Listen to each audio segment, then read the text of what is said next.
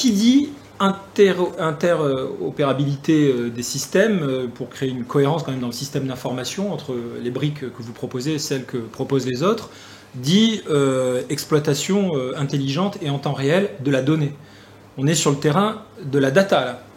Est-ce que vous pouvez nous expliquer dans quelle mesure les directions commerciales et marketing sont désormais plus à même d'exploiter la data qu'elles ne le faisaient avant, quand notamment, alors évidemment là j'enfonce une porte ouverte avant que le cloud n'arrive, mais il y a eu le cloud et après il y a eu des gains de performance amenés par les interconnexions entre les systèmes.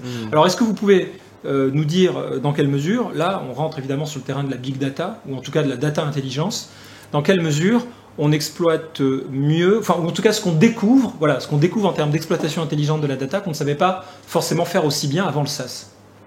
Alors, je dirais peut-être c'est ce qui est important dans cette problématique-là, c'est de bien faire communiquer entre elles des bases de données qui vont être hébergées sur différents endroits. Et l'une des problématiques, c'est de savoir qui est maître dans ces bases de données ou comment l'information se distribue en tout cas. Parce qu'on peut vite arriver à des choses où ça devient un peu n'importe quoi quand on met plusieurs briques ensemble. Effectivement, il faut que ça. C'est pour ça que je préfère l'expression de data intelligence, parce qu'il y a moins d'intelligence là-dedans. La data en elle-même ne fait pas tout toute seule. Ouais. Et donc c'est vraiment effectivement l'organisation de ces bases de données et leurs connexions qui vont en faire la force. Avec Copernica, l'avantage, et c'est aussi pour ça qu'on utilise cette solution, c'est qu'il y a des API qui nous permettent de coder justement ces interactions entre les briques et de faire remonter et de faire descendre l'information en temps réel ou à date, comme on le souhaite. Donc là, vous nous donnez une information très importante parce que en tant que directeur commercial et en tant que directeur marketing, on a besoin de se faire expliquer ce que c'est qu'une API et pourquoi c'est nécessaire dans le contexte du SaaS. Parce que c'est bien joli de dire le logiciel, il fait papa-maman. C'est un peu pour ça aussi que Loïc est intervenu tout à l'heure en disant oui, les tableaux de bord, on a toujours su faire. Maintenant, ce qui est intéressant, c'est l'interconnexion, le temps réel et le fait qu'on doive aussi, réfléchir à la cohérence de l'ensemble. Et pour ça, il faut connaître un peu les termes.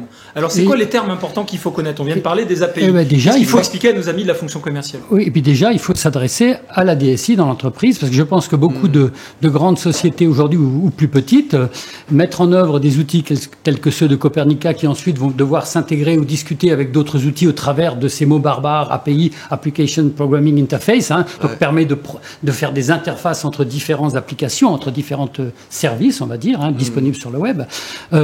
C'est important pour ces entreprises aujourd'hui d'avoir une vraie connivence, je dirais, entre les pros de l'informatique, on va dire, d'un côté, et les pros de l'usage de l'informatique d'aujourd'hui, que sont les directions marketing et commerciales, puisque on a vu d'ailleurs que de plus en plus de budgets informatiques sont gérés par le marketing ou par le commercial. C'est ce dialogue, je dirais, entre les DSI d'un côté et ce qu'ils appellent les métiers du marketing, du commerce, qui devient de plus en plus importante pour correctement exploiter ces mots-clés. Parce que vous parlez d'API à un directeur commercial, il va faire des grands yeux comme ça, à mon avis. Oui, et puis même quand on a l'impression de savoir ce que c'est, parce qu'on se croit un petit peu geek, ce qui est mon cas, typiquement, il a fallu qu'on m'explique concrètement ce qu'il fallait comprendre d'une API pour savoir formuler après la demande auprès d'un prestataire. On sait depuis longtemps, alors voilà, moi je fais des sites, j'ai une API LinkedIn, j'ai une API machin chose, j'ai des notions. Maintenant, puisque vous faites du web design et de la stratégie de développement, donc de présence web, pouvez-vous faire un petit peu de pédagogie donc voilà, ce que sont les API pour les nuls.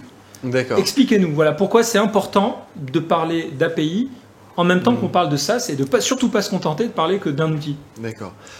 Comme le disait Loïc, on a plein d'outils différents et il s'agit de les mettre en relation entre eux, et on les met en relation entre eux grâce aux API, qui sont simplement des protocoles, des façons en fait qu'ont chacun de ces logiciels de communiquer avec l'extérieur, de recevoir de la donnée et de transmettre de la donnée.